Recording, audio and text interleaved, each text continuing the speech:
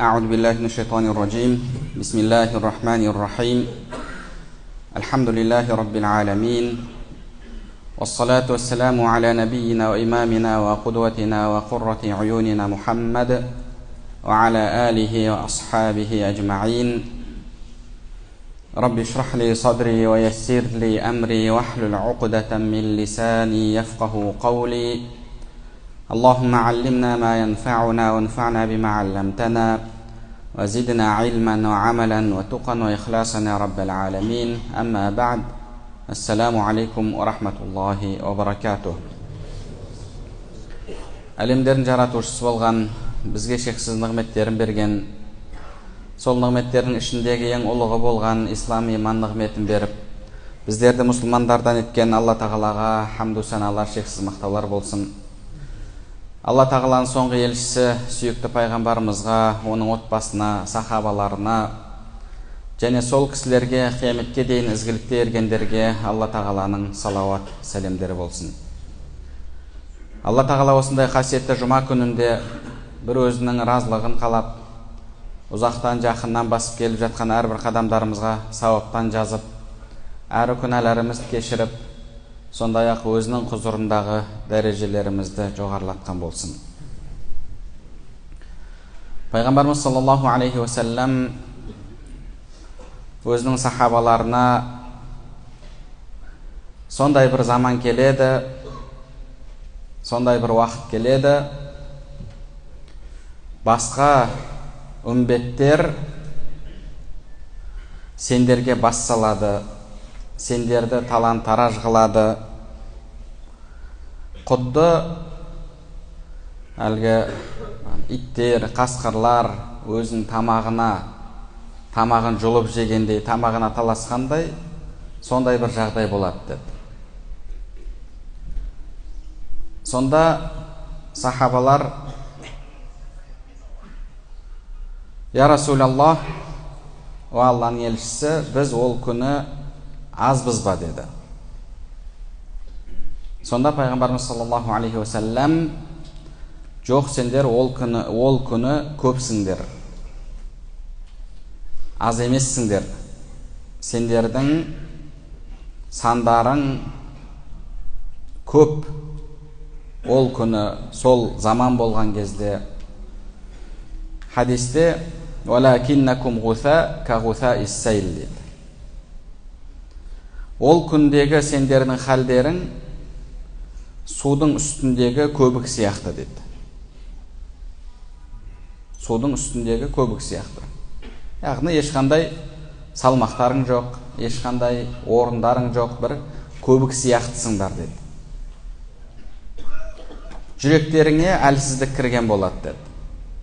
Сонда сахабалар ол қандай әлсіздік деген кезде Пайғамбарымыз саллаллаху алейхи вассалам: «Хуббуд дуния ва карахиятул маут», дүниеге махаббат қою және өлімді жек көру деді. Пайғамбарымыз саллаллаху алейхи вассалам осы хадисінде біздің заманымызды сипаттап жатыр. Біздің және осындай халге түсетін кез келген заманды, мұсылмандар осындай халге түсетін кез келген заманды сипаттап жатыр. Алдын ала хабарын беріп жатыр. Ол қандай заман, қандай уақыт, қандай жағдай? Мұсылмандар көп болады, бірақ олардың салмағы болмайды. Қазір мұсылмандар аз ба? Мұсылмандар аз емес. Мұсылмандардың саны 2 миллиардқа жетіп қалды. Және әлемде ең көп көбейіп жатқан негізі мұсылмандар. Әлхамдулилля, әйтеуір туу жағынан ислам елдері алда, мұсылман елдері. 2 миллиардқа жетіп қалдық. Тіпті асқанда болармыз. Аз сан емес. Пайғамбарымыз саллаллаху алейхи уассаламның сахабалары аз еді, көп емес еді.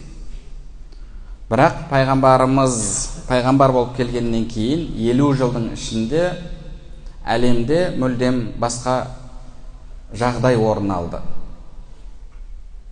сахабалар көп болмаса да, Умар радиаллаху анху айтқандай, бір сахабаны Мысырға жіберген кезде, мен саған 1000 адамға татитын адам жібердім деді Амр ибн Асға. Әрбір сахаба сондай еді, 100-ге 1000-ға татитын еді. Сол себепті олардың жағдайы бөлек болды. Ал біздің жағдайымыз қандай? Біздің жағдайымыз мүшкіл, қай жағынан қарасақ та. Бір шейхтің айтқаны бар еді, кішкентай кезінде есімді біле бастағаннан әйтеуір әкем қолымнан жетелеп мешітке алып барып бастады деді. Сол кезде уағызшы жұмада уағызынан кейін Алла тағала мынандай елдегі мұсылмандарға жәрдем бер, мынандай елдегі мұсылмандарға жәрдем бер деп дуа қылатын дейді. Алла Палестинадағы мұсылмандарға жәрдем бер, тағы басқа бір елдегі мұсылмандарға жәрдем бер деп. Кейін уақыт өте келе оған тағы елдер қосылды дейді. Уақыт өте келе тағы да елдер қосылды. Қазірге дейін қосылып келе жатыр деді. Қосылып келе жатыр. Мұсылмандардың өлкелерінде проблема, соғыс, қырғын. Пайғамбарымыз саллаллаху алейхи вассалам, сендер ол күні көпсіңдер, бірақ көбік сияқтысыңдар деді. Енді осы жағдайдан Алла тағала құтқар деп мұсылмандар дұға жасап жатыр ма? Мұсылмандар дұға жасап жатыр. Мұсылмандар дұға жасап жатыр. Меккеге барып та дұға жасап жатырмыз, Мәдинаға барып та дұға жасап жатырмыз, әйтеуір намаздарымызда дұға жасап жатырмыз, тахаджудтарымызда дұға жасап жатырмыз. Бірақ ол дұғаларымыздың әсерін көріп жатқан жоқпыз. Енді әлбетте араларымызда тақуа жандар бар, араларымызда дұғалары қабыл болатын жандар бар. Алла тағала олардың дұғасын қабыл еткен болар, бірақ жағдай өзгеріп жатқан жоқ қой. Негізі дұға мәселесінде адам өзінің жеке басына дұға жасаса, Алла тағала қабыл етеді, сұраған береді. Немесе оның дұғасын қабыл етіп, қайтарымын қияметке сақтап қояды, хадисте келгендей. Немесе сол дұғаның көлемінде оны бір пәледен құтқарады. Адамның жеке мәселесінде, жеке өмірінде, ал жалпы жағдайға келген кезде Алла тағаланың жағдайымызды өзгертуінің өзінің заңдылықтары бар жерде мәселе тек қана дұғамен шешілмейді. Мәселе тек қана дұғамен шешілмейді. Яғни аумин деп сонымен дұға қабыл болады да, бірден таңертең оянған кезде мұсылмандардың жағдайы басқаша болып қалмайды. Алла тағала Құран кәрімде «Инналлаха ла юғайру ма биқаумин хатта юғайру ма би анфусихим». Алла тағала бір қауымды олар өздерін өзгертпейінше өзгертпейді деді. Демек, не болу керек? Әрекет болу керек, өзгеруге тырысу болу керек. Алла тағала сондай заңдылықтарды қойды. Демек, сол заңдылықтар орындалу керек. Сол кезде Алла тағала халімізді, жағдайымызды өзгертеді. Енді сол дұғамыздың қабыл болмауына себеп болып жатқан нәрсенің бірі бұл адал ас мәселесі. Адал ас. Яғни адамның табысының адал болуы және адал нәрсе жеу. Пайғамбарымыз саллаллаху алейхи вассалам өзінің хадисінде айтады: «Инналлаха та'ала амарал му'минин бима амара бихил мурсалин». Алла тағала пайғамбарларға, елшілерге нені бұйырса, мұсылмандарға, иман келтіргендерге соны бұйырды дейді. Алла тағала пайғамбарларға нені бұйырды? Я айюхар русул кулу минат тайибат. Ва елшілер, ва елшілерім, пайғамбарларым, адал болған нәрсені жеңдер деді. Және тура сондай бұйрық мұсылмандарға да болды. Я айюхаллазина аману кулу мин тайибати ма разақнакум. Ва иман келтіргендер, біз берген рызықтың жақсысын жеңдер деді. Адалын жеңдер. Негізі бұл жерде тайибат деген сөздің мағынасы негізі жақсы деген мағынаны береді. Бірақ оны біз адал деп аударамыз. Тәпсірінде солай, басқа аяттарда солай келеді. Халалан тайиба, яғни адал жақсы нәрсені жеңдер деді. Ал мына аятта біз берген рызықтың жақсысын жеңдер деді. Жақсысын деген кезде дәмдісін, тәттісін деген мағынада емес, адалын деген мағынада. Біз берген рызықтың адалын жеңдер. Бірақ неге адал деген сөздің орнына Алла тағала жақсы, дәмді, тәтті деген сөзді қолданып тұр? Мұсылман адам үшін адал нәрсе дәмді болу керек, арам нәрсе дәмсіз болу керек. Ол негізінде дәмді нәрсе болса да, мысалы алдыңда дәмді бір торт тұр, бірақ ішінде харам қоспа бар. Сенің мынау жүрегіңдегі иманың жұмыс істеген кезде сен үшін анау нәрсе харам нәрсе, дәмді болмау керек. Егер харам нәрсе сен үшін дәмді болса, харам нәрсе тәтті болса, онда ол сенің иманыңдағы проблема. Сол үшін Алла тағала біз берген рызықтың жақсысын жеңдер деді. Демек Алла тағала берген рызықтың харамы да бар. Yani харам нәрсеге рызық деп айтамыз ба? Иә, харам нәрсе де рызық. Харам нәрсе де рызық. Алла тағала бәрін рызықтандырып жатыр. Біреуді халалдан, біреуді харамнан. Яғни өмір бойы ұрлап тамақ жеген адам, немесе біреуді тонап тамақ жеген адам. Оны Алла тағала сонда рызықтандырмады ма? Кім рызықтандырып жатыр, Алла рызықтандырмаса? Харам да рызық, бірақ ол харам рызық. Алла тағала сол үшін рызықтың адалын жеңдер деді. Және пайғамбарымыз саллаллаху алейхи уассалам хадистің жалғасында сахаба айтады: "Сумма закара ар-раджул ютилу ас-сафар, аш'аth агбар ютилу ас-сафар." Пайғамбарымыз саллаллаху алейхи уассалам бір адамның мысалын келтірді. Ұзақ сапарға шығады дейді. Ұзақ сапарға шығады, көп сапарға шығады, шашы үйпа-түйпа, үсті басы шаң-шаң. Пайғамбарымыз саллаллаху алейхи уассалам оның суретін бізге сипаттап беріп жатыр. Енді сапарда жүрген адам, қазіргі уақытта ыңғайлы көліктің өзінде ұзақ жүрген кезде шаршайсың, бағанағы шалдығасың, түріңнен шаршап тұрғаның көрінеді. Ал енді ойлап қараңыз, түйеде, есекте, атта сапарда жүрсіз. Жаңбыр жауады жолда, қар жауады, жел болады, күн.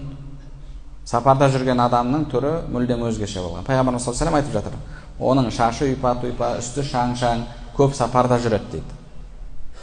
Хадистің түсініктемесінде ғұламалар, яғни ол қасиетті мекендерге көп сапар шегеді дейді. Қасиетті мекендерге. Меккеге барады, Мәдинаға барады, Әл-Ақсаға барады, қайта-қайта умраға барады, жылда қажылыққа барады. Және сол жақта еңіреп, жылап дұға жасайды дейді. Я Рабб, уа Раббым, бер, уа Раббым, үйт, уа Раббым, мұсылмандардың жағдайын жақсарт, мұсылмандардың жағдайын өзгерт деп қайта-қайта дұға жасайды дейді. Пайғамбарымыз саллаллаху алейхи уассалам айтып жатыр. Бірақ ол адамның дейді: "Мат'амуху харам, ва машрабуху харам, ва гузия бил харам, анна юстажабу лах." Оның ішкені харам, жегені харам, тапқаны харам, бүкіл мынау ағзасы хараммен қоректеніп жатыр, хараммен нәрленіп жатыр. Оның дұғасы қайдан қабыл болсын деді. Оның дұғасы қайдан қабыл болсын деді. Демек, дұғаңыз қабыл болу үшін ішкеніңіз, жегеніңіз мына жерден өткені халал болу керек. Бұл жерден өткен нәрсе халал болу үшін, яғни бір нәрсе халал болу үшін біріншіден табысыңыз адал болу керек. Табысыңыз адал болмаса, ол заттың өзі адал болса да, тағамның өзі адал болса да, харам жолмен келгендіктен харам болады. Яғни сіздің жеп жатқан нәрсеңіз екі жолмен харам болады. Біріншісі, сол адал тағамның харам жолмен келуі. Табысыңыз харам. Немесе біреу ұрлап алып келді. Екіншісі, сол заттың өзінің харам болуы. Шариғат харам еткен нәрсе болуы.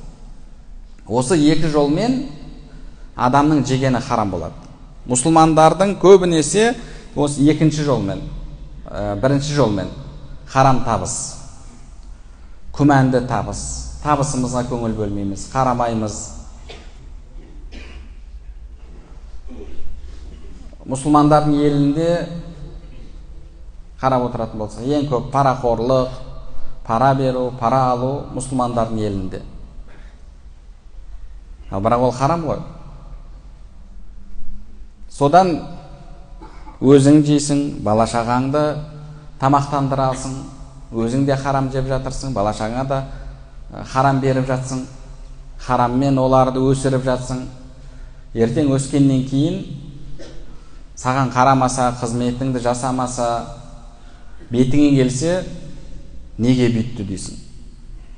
Ал бірақ сен өзің оны кішкентайынан хараммен азықтандырдың. Пайғамбарымыз саллаллаху алейхи ва саллям айтып жатыр, ішкені харам, жегені харам, дұғасы қайдан қабыл болсын деді. Демек, біздің тамағымыз харам ба, Алла тағала дұғамызды қабыл етпейді. Өзі кез келген қиын жағдайда ол тығырықтан шығу үшін, ол тығырықтан, қиындықтан шығу үшін ең бірінші кезекте жегеніңіз адал болу керек. Пайғамбарымыз саллаллаху алейхи ва саллям бізге бір үш кісінің мысалын келтірген. Үш кісі қатты жаңбыр, нөсер болып, кішкене паналай тұрайық, мына жаңбыр басылғанша деп бір үңгірге кіреді. Сөйтіп бір тас келіп үңгірдің аузы жабылып қалады. Сонда әлгі үш адам Алла үшін, Алла разылығы үшін жасаған бір жақсы амалдарымызды еске алып, соны ортаға қойып, Құдайдан сұрайық, Алла тағала бізді мына жағдайдан құтқарсын деді. Үшеу үш түрлі жағдайын басынан өткен айтады. Соның бірі айтады, менің қолымда бір адам жұмыс істеп кеткен еді дейді. Бір адам жұмыс істеп кеткен еді. Оның алатын ақысы бар. Ақысын алмай кеткен. Енді уақыт өтумен ақша құнсызданады. Солай оның ақшасы құнсызданбасын деп, ары қарай көбейе берсін деп, сол ақшаға бір қой алады да, өзінің қойлардың арасына қосып қояды. Сөйтіп әлгі адамның қойы көбейеді. Бір 10 жылдан кейін ба әлгі адам ақшасы есіне түсіп кетті ме, әйтеуір жағдайы қиын болып қалды ма, келеді. Мен сенің де кезінде қолыңда жұмыс істеп кеткен едім, сол кезде ақымды алмаған едім, сол ақымды бер деді. Әлгі кісі айтады, анау сай толған қой, соның барлығы сеніңкі дейді. Әлгі адам аң-таң, үстімнен күліп тұрсың ба, мен ондай жағдайда емес, ақымды берді. Жоқ, шынымен айтып тұрмын, сенің ақың сол кезінде ақыңа осындай қой сатып алып қойып едім, міне сол қойың көбейіп, осынша болды, бір отар қой болды, айдап алып кете бер, бәрі сенікі дейді. Сонда әлгі кісі рахмет те деген жоқ, еш нәрсе деген жоқ, қойды алдына салып, айдап алып кетті дейді. Және сол жерде дұға қылады. Алла тағала, осы амалды сенің разылығың үшін істеген болсам, ниеті Алланың разылығы еді, онда бізді мына жағдайдан құтқар деді. Сонда тас жылжыды дейді хадисте. Тас жылжыды дейді. Бірақ адам өте алатын жағдайда емес еді. Сөйтіп анау қалғандары да өздерінің амалдарын айтып, сонда Алла тағала үңгірдің есігін ашады. Бұл неге дәлел болады? Бұл адам қиындыққа түскен кезде қиындықтан шығуына себеп болатын нәрсе ол адал рызық. Яғни ол біреудің ақысын жеген жоқ. Біреудің ақысын жеген жоқ. Егер сіз біреудің ақысын жейтін болсаңыз, қолыңызда жұмыс істеп келген адамның ақысын жейтін болсаңыз, онда рызқыңыз харамға айналады. Пайғамбарымыз саллаллаху алейхи ва саллям «А'тул ажира уджратаху хатта яджиффа айрқух» дейді. Қолында жұмыс істеген адамның маңдай тері кетпей тұрып, оның ақысын бер дейді. Біз жұмыс істетіп аламыз да, бірақ ақысын бермей жүреміз. Сондай жағдайлар жайында естігеміз. Мысалы, көрші елден келіп, үйін тұрғызып береді. Үйін тұрғызып берген кезде, болған кезде, енді расчеттасатын кезде жайлап, участковый шақырып, немесе миграционный шақырып, әлгілерді ұстатып, кәдімгі депорт тұрғызып жіберген адамдар бар. Қараңыз, ол бейшара келіп, жаз бойы, енді бала шағама бір напақа тауып барайын, бір оларға бір нәрсе болсын, алда мектеп келе жатыр деп, оның үйінде қанша ай істейді, бұл ақшасын берудің орнына оларды ұстатып жібереді. Сондай адамдар бар. Алла сақтасын. Осындай адамдардың себебімен, осындай біздің арамызда осындай адал рызық іздеу мәселесі әлсіреп кеткендіктен, бұл біздің жағдайымыздың нашарлауының бір себебі. Өйткені Құранда Алла тағала тағы бір аятта айтады: «Кулу мин тойибати ма разақнакум ва ла татғау фих». Алла берген рызықтың, біз берген рызықтың адалын жеңдер, және рызық іздеуде шектен шықпаңдар дейді. Рызық іздеуде шектен шықпаңдар дейді. Алла тағала әркімнің рызқын жазып қойған. Сіз тірісіз бе, рызықсыз қалмайсыз. Осы нәрсені адам жадында ұстау керек. Алла тағала сізге 80 жыл өмір жазды ма, демек 80 жылдық рызқыңызды жазып қойды. 80 жыл өмір жазып, 60 жыл рызық жазбайды, 70 жыл рызық жазбайды. Сіздің рызқыңыз қашан бітеді? Өміріңіз біткен кезде, талқаныңыз таусылған кезде, дәм тұзы таусылды деді ғой, міне. Сол кезде сіздің рызқыңыз бітеді. Алла тағала «Ва ма мин даббатин фил арди илля алаллахи ризқуха». Жер бетіндегі тірі жанның барлығының рызқын Алла тағала өзі жеткізеді деді. Алла тағала ол менің жауапкершілігімде деді. Сол үшін де Алла тағала өзі кепілдік берген нәрсені харам жолмен іздеу, бұл иманымызға үлкен нұқсан келтіреді. Бұл Алланың уәдесіне күмән келтіру. Алла тағала «Фабтағу индаллахи ризқ». Рызықты Алладан іздеңдер дейді. Алла тағала айтып жатыр: «Ва ла татғау фихи». Шектен шықпаңдар. «Фаяхилла алейкум ғадаби». Егер шектен шықсаңдар, яғни харамнан рызық тапсаңдар, онда сендерге менің ашуым түседі дейді. Сендерге менің ашуым түседі. Алла тағала сізге ашулы болса, ісіңіз оңбайды. Ісіңіз оңбайды. Және сондай-ақ ертең қияметте де табысыңыз харам болса, кірісіңіз харам болса, жегеніңіз харам болса, қияметте махшар майданында ұзағынан тұруыңызға себеп болады. Пайғамбарымыз саллаллаху алейхи ва саллям өзінің хадисінде қиямет күні махшар майданында есеп қисап беру алаңынан пенде бір қадамда жылжи алмайды деді. 3-4 нәрседен сұралмайынша деді. 4 нәрседен сұралмайынша. Өмір жайында, жастығы жайында, және сондай-ақ дүниесі жайында. وعن ماله من أين اكتسبه وفيما أنفقه. Дүниеге қатысты екі сұрақ бар екен. Біріншісі, Қайдан таптың? Қайдан таптың? Адал жерден таптың ба? Немесе арам жерден таптың ба? Қайдан таптың? Және екіншісі уафима анфақа. Қайда жұмсадың? Бұл менің ақшам, қайда жұмсасам да өзім білем деген нәрсе жоқ. Ол сенің қолыңдағы Алланың мүлкі. Бір арабидан, бір бедуиннен сұраған ғой. Қойлар кімнікі деген кезде, менің қолымдағы Алланың мүлкі деген, Алланың қойлары деген. Алла тағала оны сізге берді, уақытша, аманат. Және ертең оның сұрауы болады.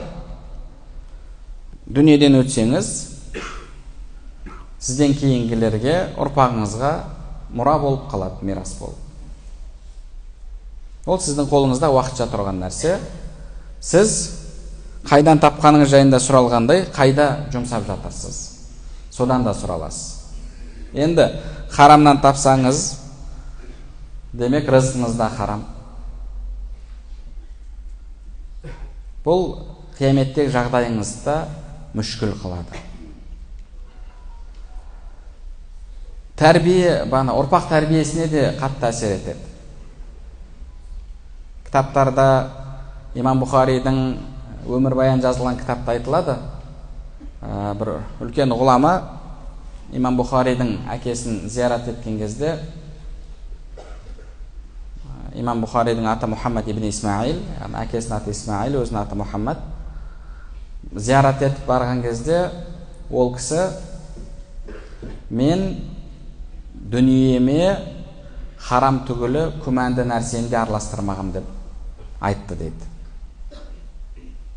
Алла тағала соның себебімен, яғни адал рызық болған отбасыдан Имам Бұхаридай ғалымды шығарды. Енді қаншалықты рас, Аллаху алам, бір Алла біледі, бірақ Имам Абу Ханифаның әкесі жайында да сондай риуаят бар, білесіздер. Әлгі біреудің ағашын жанынан өтіп бара жатып, құрма ағашының құрмасын жеп, одан кейін ойланып қалып, мен не үшін иесінен сұрамай жедім деп. Сөйтіп, яғни әлгі бау болады, баудың қабырғасынан салбырап тұрған болады. Негізі фиқх кітаптарында салбырап тұрғанды бағана түскенде жеуге болмайды дейді. Енді біреулер ол оқиғаны дәрет алып отырса, арақпен ағып кетті деп айтады. Негізі шариғат бойынша ол ағып келсе, яғни әлгі жерден кетіп қалса, оны иесі қайтара алмайтындай болса, оны артына бір іздейтіндей дүние болмаса, онда оны жеу рұқсат. Ал бірақ мына жерде өзі жинап алуға мүмкіндігі бар, тура бағанағы қабырғаның түбінде. Негізі сол түсіп тұрған құрмадан қызығып жеді дейді. Солай риуаят етіледі. Сөйтіп кіріп, баудың иесінен сұрайды: мен осыны жеп қойдым, қаласаңыз сізге ақшасын төлейін, қаласаңыз орнына құрма әкеп берейін, бұдан да жақсысын, немесе қолыңызда жұмыс істейін, осының ақысын өтейін дейді. Сонда әлгі баудың иесі: жоқ, менің бір көзі көрмейтін, құлағы естімейтін,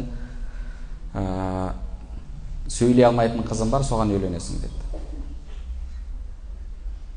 Сонда ойланып тұрады. Өзі үйленбеген. Енді ойлап қараңыз, адам үйленбей жүрген кезде бір керемет, сұлу, тақуа қызға үйленсем, сонымен бағанағы бақытты ғұмыр сүрсем, ізге ұрпақ тәрбиелесем деп аңсайды. Ал енді мына жерде көзі көрмейтін, құлағы естімейтін, сөйлей алмайтын қыз деп тұр.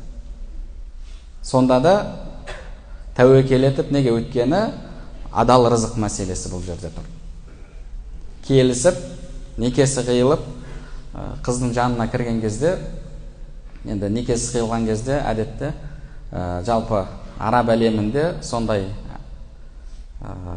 әдет бар, тек қана әдет емес. Ол басқа мазхабтарда негізі қызымды бердім деп уәли айту керек дейді, қыздың өзі емес дейді.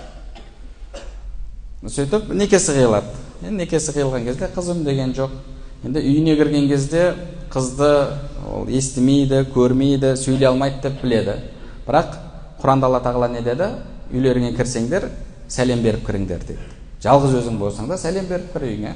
Үйіңде періштелер бар, соларға сәлем бересің. Сөйтіп кірген кезде ассаламу алейкум дейді. Ар жақтан қыз ва алейкумассалам ва рахматуллахи ва баракатуху деп жауап береді. Таң қалады, мынау сөйлей алмайды деп еді ғой деп. Сөйтіп бетін ашса, алдында сондай бір сұлу қыз, көзі де көріп тұр. Сөйтіп әкесіне барып, сен осылай деп едің деген кезде, ол қыз ешқандай бір харамға қараған емес, харам нәрсе естіген емес, харам жерге барған емес. Сол себепті мен солай деп айтып едім. Сенің осындай адал рызыққа деген ықыласыңды көрген кезде мен саған қызықтым деп, демек бұл отбасыдан сондай бұл отбасыда тек қана адал дүние болады деп мен қызымды беруге ниеттендім деп жауап беріп, сол отбасыдан имам Абу Ханифа рахимахулла дүниеге келді дейді. Бір шейхтардың да уағыздарынан естідік, бірақ енді қай кітаптан нақты келгені бір Алла біледі. Бұл жерде жалпы сол кісілердің адал рызыққа деген ықыласы, адал рызыққа деген осындай бір дініміздегі маңызды мәселе көңіл бөлу айтылып жатыр. Абу Бәкір радиаллаху анху құлы алып келген дүниені әрдайым сұрап жейтін болған. Бір күні көңіл бөлмей жеп қояды. Сөйтіп бір кезде қайтадан ойланып, мына дүниені мынау қайдан алып келдің, қандай ақшаға алып келдің деген кезде, мен бұрын жахилият дәуірінде палашумен айналысатын едім. Сөйтіп біреу келіп палаштырып, бірақ ақшасын төлемей қарызға жаздырып кеткен еді. Сол қарызында әкеп берді, соған алып келдім деді. Сонда Абу Бәкір радиаллаху анху әлгі тамақты түкіріп тастап, одан кейін қолын тығып құсып тастады дейді. Және құсып тастаған кезде, егер қазір құсып тастаған кезде осымен бірге рухым шығып кетсе де, яғни жаным шығып кетсе де, мен осы тамақты асқазанынан шығарып тастар едім дейді. Біз болсақ не дейміз? Енді болды ғой, кетті ғой, өтті, енді білген жоқпын ғой, Алла кешіруші. Біз әрдайым бізде осылай. Алланың мейірімі кең, Алла кешіруші. Бірақ қараңыз, ол кісілер қаншалықты адал рызық мәселесіне көңіл бөліп жатыр. Сол себепті ол мұсылмандардың жағдайы бөлек болды. Біз қазір көңіл бөлмейміз. Қайдан келіп жатқанына, барған жерімізде де, тіпті қазір кеше ғана осы нәрсені естіп отырмын. Бізге мынау көп базарларда қазыны тығуға шектер Аргентинадан келеді екен. Енді христиан мемлекет. Христиан мемлекетінде енді Алла тағала әлбетте христиандардың сойған малын бізге адал етті. Бірақ оның екі шарты бар. Біріншісі, олар сойып жатқан кезде өздерінің құдайының атын атамауы. Өйткені Алла тағала Құран кәрімде «Ума ухилля ли гайриллахи би». Басқа нәрсенің аты аталып сойылған малды Алла тағала жеуге харам етті. Бисмиллахи Аллаху акбар деп емес, оны орнына басқа бір нәрсе айтылса. Енді әдетте христиандар еш нәрсені айтпайды. Бұл жарайды, бұл бірінші шарты. Екінші шарты шариғаттың талабына сай сойылуы. Яғни бауыздау. Ол жақтарда бауыздауды жауыздық деп біледі негізінде. Жауыздық дейді, тоқпен өлдіруді бағанағы гуманность дейді ғой, бағана сол адамгершілікке сай, ол қиналмай өледі деген сияқты. Тоқпен өлтірілген нәрсе білесіздер, шариғатта харам болады. Харам болады. Сол себепті тамағымызға не жеп жатырмыз, мына жерден не өтіп жатыр, соған қарайық. Ол біздің дұғамызға әсері болады, құлшылығымызға әсері болады, отбасымызға әсері болады, күнделікті жүріс-тұрысымызға әсері болады. Имам Абу Бәкір әл-Варрақ рахмауллахтың айтқан сөзі бар. Мен адамдардың жүзіне қарап, немесе таңертең адамдарды көрген кезде кімнің адал жегенін, кімнің арам жегенін білем деген. Қалай білесің деген кезде, егер ол біреулерді ғайбаттап, өсиет айтып, жаман сөздер айтып, жаман қылықтар істеп жатса, демек ол харам рызық жеген дейді. Харам рызық жеген. Ал егер жақсы сөз айтып жатса, құлшылық жасап жатса, демек ол адал рызық жеген дейді. Яғни біздің күнделікті іс-әрекетімізге әсері бар. Сол үшін де алдыңғы ғұламалардан келетін сөз бар. Қайсы бір адам 40 күн харам жесе дейді, біріншіден оның жүрегі Алланың нұрын қабылдамайды дейді. Яғни былайша айтқанда сет жоғалып кетеді, әлгі Алла тағаланың нұрын қабылдайтын. Екіншісі, оның ағзасы ол қаласа да қаламаса да күнәға барады дейді. Яғни сіздің өсиет айтуыңыз, басқағыңыз, бұның бәрі де сіздің бір жағынан жеп жатқан тамағыңыздың харам немесе күмәнді болуынан болады. Оның да әсері бар. Сол үшін де ғұламалар айтқан ғой, адал рызық жүрекке нұр болады, жүзге сәуле болады, денеге қуат болады, және рызыққа береке болады деген. Алла тағала баршамызды сол адал рызық тапқан, адал рызық іздеген, және сонымен отбасын асыраған мұсылмандардан етсін. Алла тағала баршамызға пайдалы білім нәсіп етсін, білімдерімізге амал етуімізді және амалдарымыздың қабыл болуын нәсіп етсін. Субханакаллахумма бихамдик, ашһаду ан ла илаха илля анта, астағфирука ва атубу илейк.